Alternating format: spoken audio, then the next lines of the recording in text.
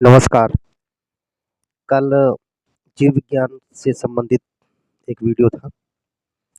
आज का जो एक प्रैक्टिस सेट है सामान्य अध्ययन का और इसमें जो लेवल है प्रश्नों का, ये थोड़ा-सा हाई करने की कोशिश की गई है।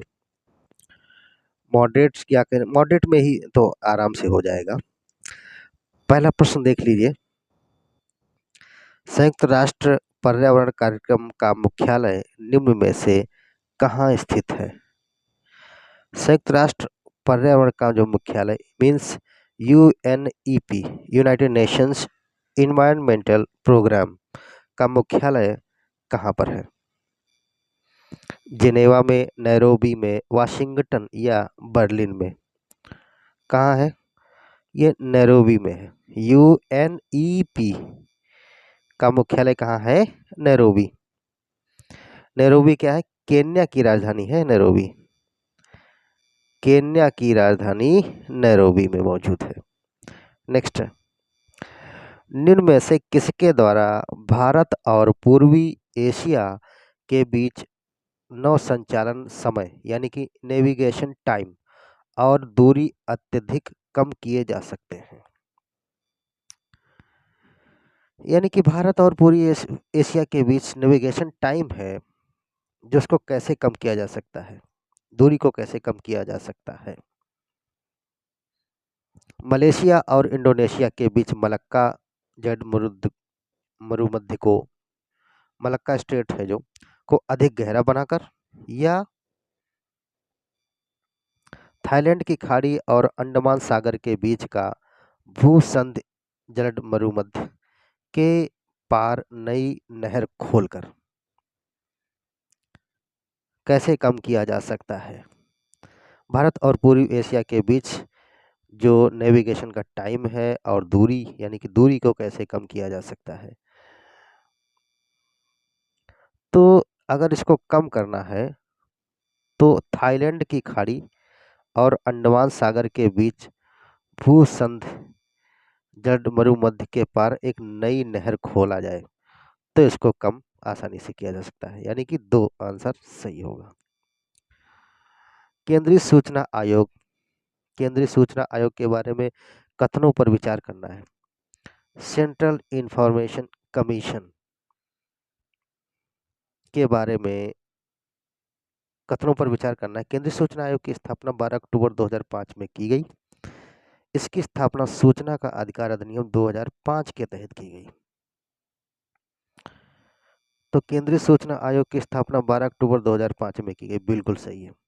जो सीआईसी की जो स्थापना है 12 अक्टूबर 2005 में की गई, इसकी स्थापना सूचना का अधिकार अधिनियम 2005 के तहत की गई। RTI right to information act जो है 2005 के तहत की गई है सीआईसी की स्थापना। तो ये दोनों सही हैं।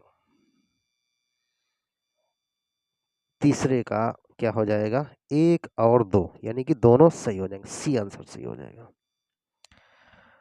भारत के राष्ट्रपति के बारे में निम्नलिखित कथनों पर विचार करना है।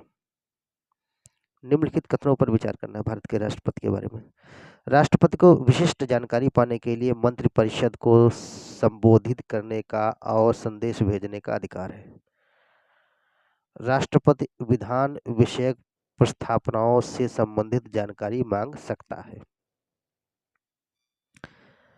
तो राष्ट्रपति के अधिकार के बारे में अगर बात करेंगे, राष्ट्रपति को विशिष्ट जानकारी पानी हो तो क्या करेंगे? मंत्रिपरिषद को संबोधित करने और संदेश भेजने का पूरा अधिकार है राष्ट्रपति को। राष्ट्रपति विधान विषयक प्रस्तावनाओं से संबंधित जानकारी भी मांग सकता है। दोनों सही हो जाएंगे, 1 और 2, यानी कि सी सही हो जाएगा। नेक्स्ट है, बड़े पैमाने पर चावल की खेती के कारण कुछ क्षेत्र संभवतया वैश्विक तापमान में योगदान दे रहे हैं। इसके लिए कौन से कारण को उत्तरदायी ठहराया जा सकता है? यहाँ पर ये कहा गया है, जो चावल का जो प्रोडक्शन है उसके लिए खेती तो अच्छी तरह से की जा रही है ग्लोबल लेवल पे। तो इसमें यह भी पाया गया है कि वैश्विक तापमान में बढ़ोतरी हो रही है इससे। वैश्विक तापमान में बढ़ोतरी हो रही है तो क्यों हो रही है? ये तो क्लियर है, वैश्विक तापमान में बढ़ोतरी हो रही है। ग्लोबल वार्मिंग में भी बढ़ाने का काम कर रहा है चावल की खेती। और वो कैसे? चावल की खेती से संबंध अवायवीय परिस्थितियां मीथेन के उत्सर्जन का CH4 मीथेन का उत्सर्जन ग्लोबल वार्मिंग में आता है। हम कह सकते हैं CH4 जो मीथेन है ग्लोबल वार्मिंग के अंतर्गत, मीथेन गैस ग्लोबल वार्मिंग का काम करती है, बढ़ाने का काम करेगी। और जब नाइट्रोजन आधारित उर्वरक प्रयुक्त किए जाते हैं, उसमें क्या नाइट्रोजन आधारित उर्वरक प्रयुक्त किए जाते हैं, तब मृदा से नाइट्रस ऑक्साइड उत्पन्न होती है। बिल्कुल सही है, नाइट्रस ऑक्साइड उत्पन्न हुई, वो भी ग्लोबल वार्मिंग बढ़ाएगा। मीथेन उत्पन्न हुई, या भी ग्लोबल वार्मिंग बढ़ाएगा।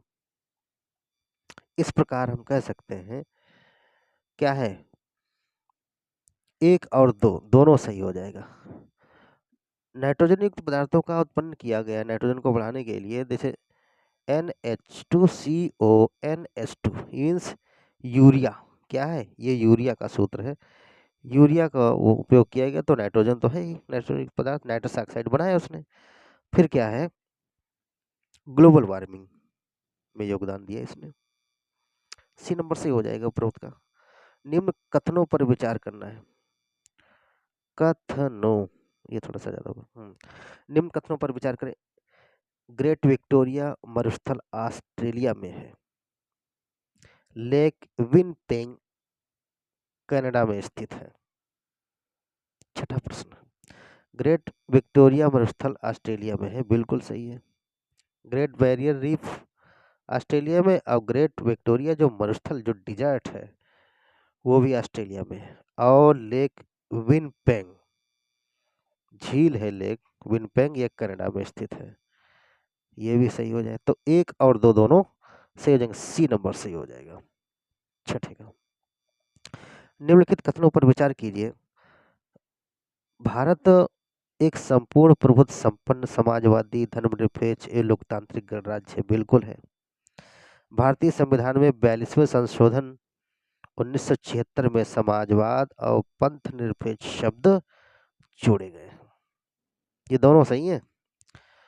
भारत क्या है, प्रभुत्व संपन्न है, समाजवादी है, धर्मनिरपेक्ष है, लोकतांत्रिक गणराज्य है। गणराज्य समझते हैं जहाँ की जनता के हाथों में शक्तियां हों, मतलब चुनाव होते हो, जनता चाहे तो किसी भी पार्टी विशेष के प्रतिनिधि को, प्रधानमंत्री मुख्यमंत्री को वो रखे, या चाहे तो बाहर कर दे वोट के माध्यम से। भारतीय संविधान में 42वें संविधान संशोधन 1976 में समाजवाद और पंथ निरपेक्ष शब्द जोड़े गए, ये भी सही है। तो इसका जो उत्तर हो जाएगा C नंबर से हो जाएगा। 1 और 2 दोनों सही हो जाएंगे। निम्न कथनों में कौन सा सही है? सही कथन का चयन करना है इसमें। जवादी पहाड़ियां पश्चिमी घाट में स्थित है, नीलगिरी पहाड़ियां पूर्वी घाट में स्थित है। जवादी की पहाड़ियां कहाँ हैं? पश्चिमी घाट में स्थित है, और नीलगिरी की पहाड़ियां पूर्वी घाट में स्थित है। तो ऐसा कुछ नहीं है, गलत है, ना तो 1 होगा सही, ना ही उत्तर 2 सही होगा, इसलिए D आंसर हो जाएगा। निम्न में से कौन सी पुस्तकें संगीत शास्त्र से संबंधित है? 9वां प्रश्न है, कौन सी पुस्तकें संगीत शास्त्र से संबंधित है? अलंकार शास्त्र और श्रृंगार शास्त्र। जो अलंकार शास्त्र है ये संगीत शास्त्र से पुस्तक संबंधित है। पहला वाला उत्तर सही हो जाएगा। 9 का A। निम्नलिखित कथनों पर विचार कीजिए। कुछ कथन दिए हैं, इन पर विचार करना है। अनुसूचित क्षेत्र और जनजाति क्षेत्र, यानी कि अनुसूचित जातियां जहां पर हैं ऐसे क्षेत्र, और जनजातियां जहां पर हैं ऐसे क्षेत्र के प्रशासन के संबंध में राष्ट्रपति की शक्तियों की प्रकृति विधान संबंधित होती है। दूसरा है, भारत के नाम मात्र के मुखिया होने के नाते राष्ट्रपति अंतर्राष्ट्रीय परिषदों की नियुक्ति से संबंधित कार्यकारी प्रकारों का निर्वहन कर सकता है। ये 10वां प्रश्न है। तो इसमें कौन सा सही होगा? कौन सा सही है? इसमें अगर बात करें तो दो उत्तर सही होगा। भारत के नाम मात्र मुखिया होने के नाते राष्ट्रपति अंतर्राष्ट्रीय परिषदों की नियुक्ति संबंधी कार्यकारी प्रकारों का निर्वहन कर सकते हैं, बिल्कुल, जबकि ये पूरी तरह से लागू नहीं हो पा रहा उस पर। निम्न में से कौन सा सुमेलित नहीं है? किसकी बात हो रही है? कौन सा सुमेलित नहीं है? सुमेलित लिखना था, गलत लिख गया है। कौन सा सुमेलित नहीं है? तो इसमें से कौन सा सुमेलित नहीं होगा? जीन संबंधन पूर्ण योगज डीएनए प्रौद्योगिकी। जो जीन संबंधन होता है, पूर्ण योगज होता है, कॉम्बिनेशन प्रौद्योगिकी अनुवांशिकी की अभिनियंत्रण यानी कि जेनेटिक इंजीनियरिंग से संबंधित है क्या? फिर दूसरा कहा गया गर्भस्थ शिशु में अनुवांशिक व्याधियां जांचने के लिए एमनियोसेंटेसिस टेक्नोलॉजी का प्रयोग करते हैं क्या? तीसरा है एक प्रक्रम जिसके द्वारा जीवित सूक्ष्म जीव जटिल पदार्थ को सरल अवयवों में तोड़ते हैं, जैव निम्नीकरण कहलाता है क्या? सभी जीवों में अंतर्निर्मित समय पालक निकाय बायोमास यानी कि जैवभार का हिस्सा है। 11वां प्रश्न है, किसकी बात हो रही है? बात किसकी होगी? सुमेलित नहीं है। तो सभी जीव अंतर्निर्मित समय पालक निकाय, ये बायोमास का हिस्सा, ऐसा नहीं है, ये नहीं होगा। अतः हम कह सकते हैं, प्रश्न क्या था? कौन सा सुमेलित नहीं है? जीन संबंधन कॉम्बिनेशन रिकॉम्बिनेशन की बात हो रही, जेनेटिक इंजीनियरिंग में हो जाएगा। जीनों को तोड़ना और जोड़ना जेनेटिक इंजीनियरिंग का हिस्सा है। जो प्रेगनेंसी में जो शिशु होता है उसको जेनेटिक समस्याओं को जांचने के लिए एमनियोसेंटेसिस टेक्नोलॉजी का प्रयोग किया जाता है, ये भी सही है। एक प्रक्रम जिसके द्वारा जीवित सूक्ष्म जीव जटिल पदार्थ को सरल अवयवों में तोड़ते हैं, जैव निम्नीकरण कहलाता है, ये भी सही है।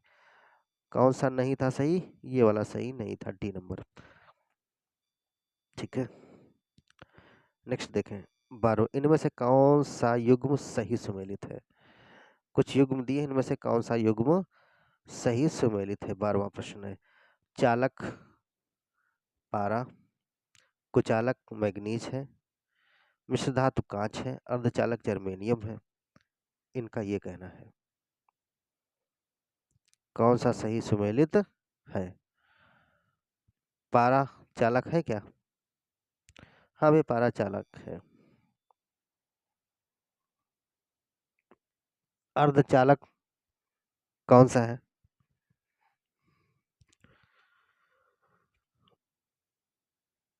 ये वैसे अर्धचालक में जर्मेनियम भी आता है।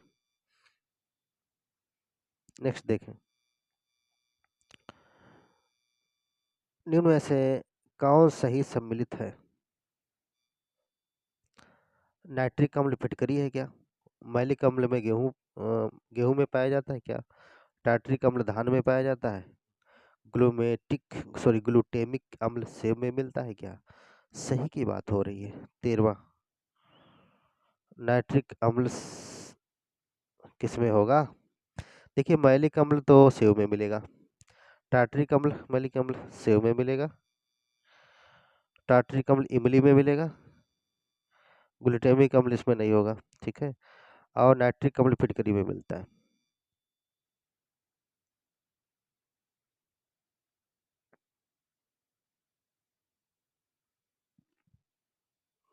ये भी मिलता नहीं की बात हो रही है, ये भी एक तरह से गलत है। आगे देखेंगे,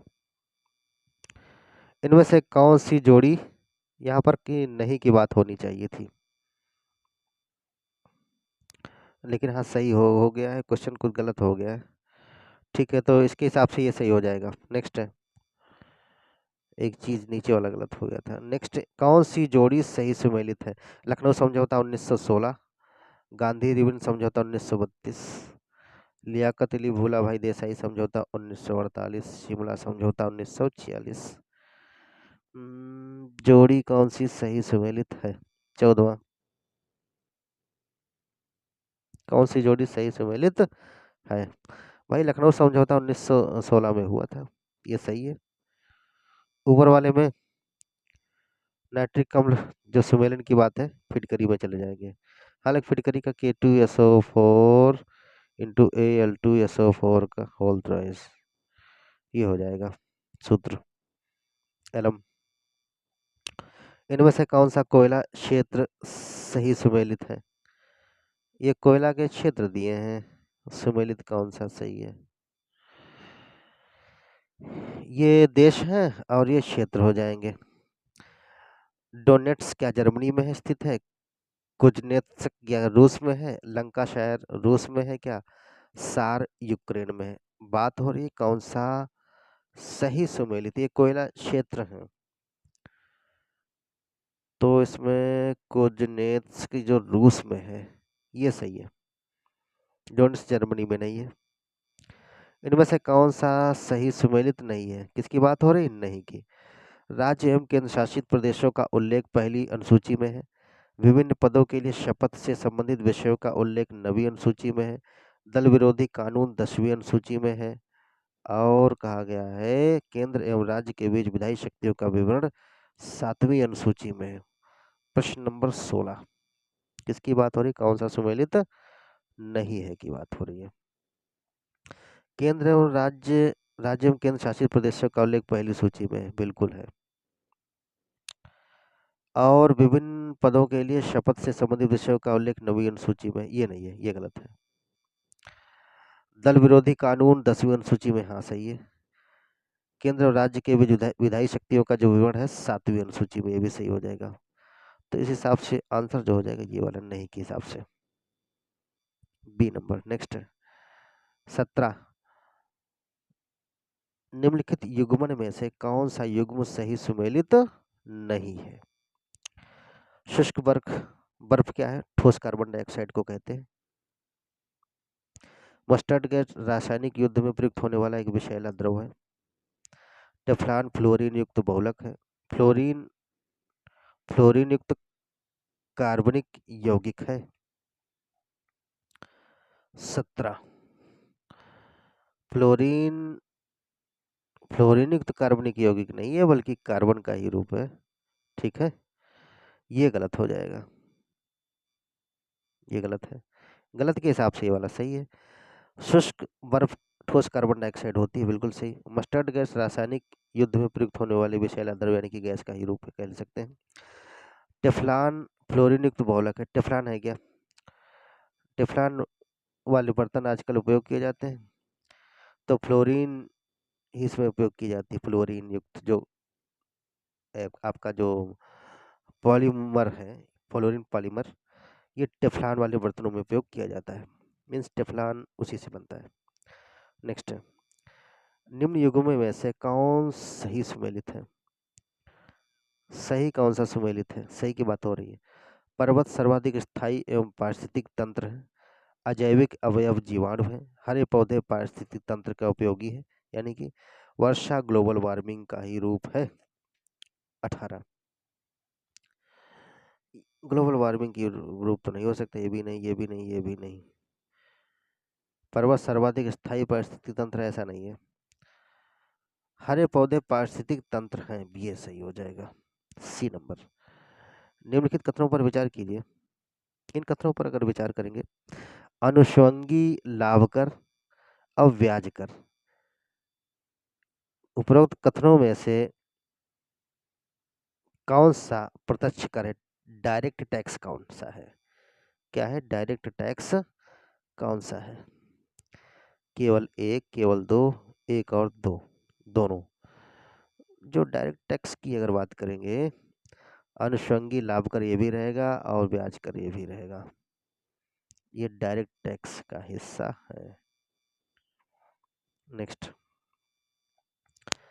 शरीर में श्वास अथवा शरीर में श्वास अथवा खाने से पहुंचा लेड यानी कि शीशा स्वास्थ्य के लिए हानिकारक है। बिल्कुल, शीशा बहुत हानिकारक है।